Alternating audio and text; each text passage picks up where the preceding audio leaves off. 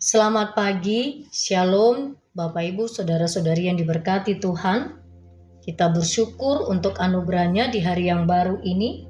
Kembali dalam renungan pagi di hari Kamis 9 Juli 2026. Kita akan mendengarkan kebenaran firman-Nya. Mari siapkan hati, kita berdoa. Maha besar Engkau Allah yang kami sembah di dalam nama Yesus Kristus, Tuhan dan Juru Selamat pribadi kami, yang telah memberkati malam istirahat kami dan menganugerahkan hari baru.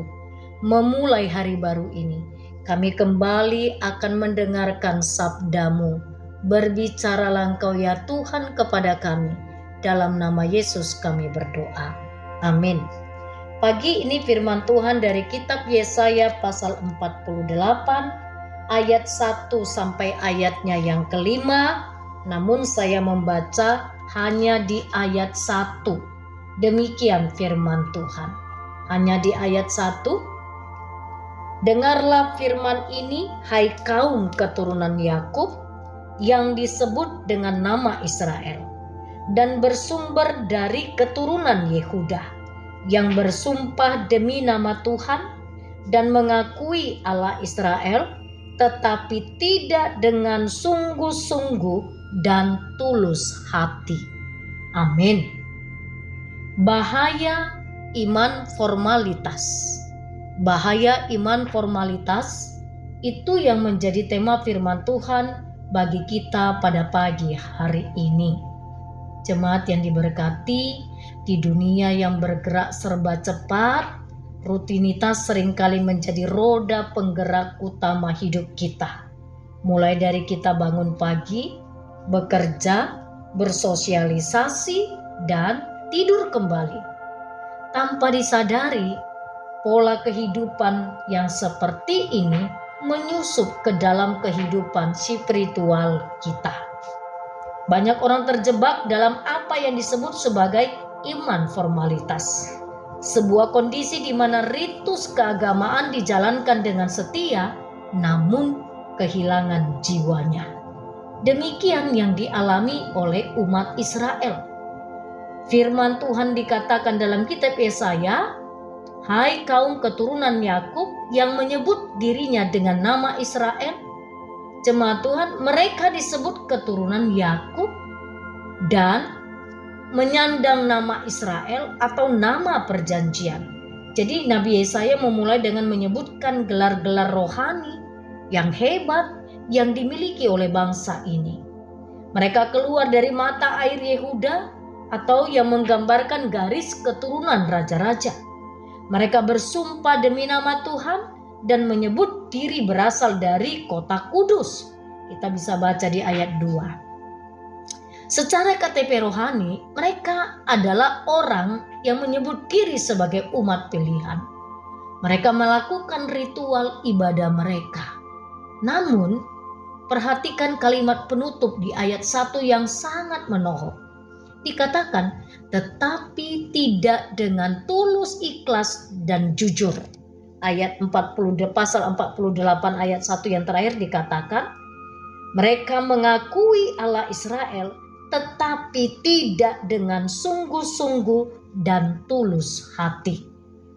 Lewat firman Tuhan ini, apa yang dapat kita pelajari bersama? Bahwa sesungguhnya manusia bisa rajin ke gereja, bahkan aktif dalam pelayanan, pasti mengucapkan kata amin, haleluya. Tetapi Tuhan sesungguhnya sedang bertanya, apakah itu keluar dari hati yang tulus, atau itu hanya sekedar topeng rohani agar banyak orang dinilai baik oleh orang lain? Hati-hati dengan iman formalitas. Iman formalitas hanya mencari pengakuan manusia, tetapi iman yang sejati mencari perkenanan Tuhan. Lewat firman Tuhan ini, marilah kita bersama-sama. Identitas kita sebagai umat Tuhan bukanlah tentang seberapa hebat kita memakai atribut-atribut agama, melainkan seberapa dalam hati kita melekat dan taat kepada kebenaran firman-Nya. Oleh sebab itu, mari bersama hari ini, jemaat yang diberkati Tuhan, Tanggalkan iman formalitas. Datanglah dengan hati yang taat, hati yang hancur di hadapan Tuhan. Setiap ibadah yang kita lakukan kiranya merupakan ungkapan iman yang hidup, yang teraplikasi dalam kehidupan kita sehari-hari. Amin. Kita berdoa. Bapa Surgawi, terima kasih untuk firman-Mu yang sudah kami dengarkan. Tolonglah kami ya Bapa, berilah kekuatan, supaya setiap kegiatan ritual ibadah yang kami lakukan sungguh merupakan buah dari iman, sehingga berdampak kepada sebuah perubahan total pertobatan dalam hidup kami. Semakin hari semakin hidup berkenan bagi Tuhan. Segala aktivitas sepanjang hari ini kami serahkan kepadamu, Tuhan yang menolong dan memberkati apa yang kami pikirkan dan yang dikerjakan tangan kami. Berkenanlah Engkau membuatnya berhasil. Kami menaikkan syukur pada pagi hari ini untuk jemaat Tuhan yang berulang tahun. Kami menyerahkan untuk Ibu Medizin Daily hari ini genap berusia 61 tahun. Bapa, berkatilah hamba-Mu ini. Tambah umur, tambah kesehatan, tambahlah damai sejahtera, kebahagiaan dalam hidupnya, berkati dalam segala aktivitasnya. Terima kasih Bapa yang di sorga. Saat ini kami menyerahkan untuk jemaat Tuhan yang mengalami kelemahan tubuh, mereka yang sakit dan dalam proses pemulihan.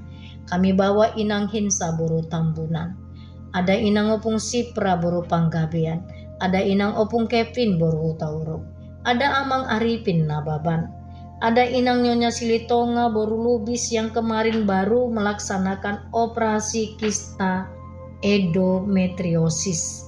Tuhan, berkati proses pemulihan pasca operasi. Jamah dan sembuhkan seluruh jemaat Tuhan yang dalam proses pengobatan, makanan, minuman, obat yang dikonsumsi. Biarlah itu menjadi sarana yang Tuhan pakai mengangkat segala penyakit dari dalam tubuhnya di dalam nama Tuhan Yesus. Berkatilah jemaat Tuhan di dalam segala pergumulan hidup mereka. Mereka yang tawar hati Tuhan kuatkan. Mereka yang saat ini sedang berjuang apapun yang menjadi pergumulannya, hadirlah Engkau melawat dan berbicara secara pribadi kepada setiap mereka. Tuhan, tolong mereka untuk keluar dari setiap pergumulan hidupnya. Berkati pelayanan kami di GEMI Kanan Medan Selatan. Setiap pelayanan yang kami lakukan, biarlah itu sebagai sarana bagi kami untuk bertumbuh di dalam kebenaran firman Tuhan. Di dalam nama Tuhan Yesus Kristus kami berdoa dan mengucapkan syukur. Amin.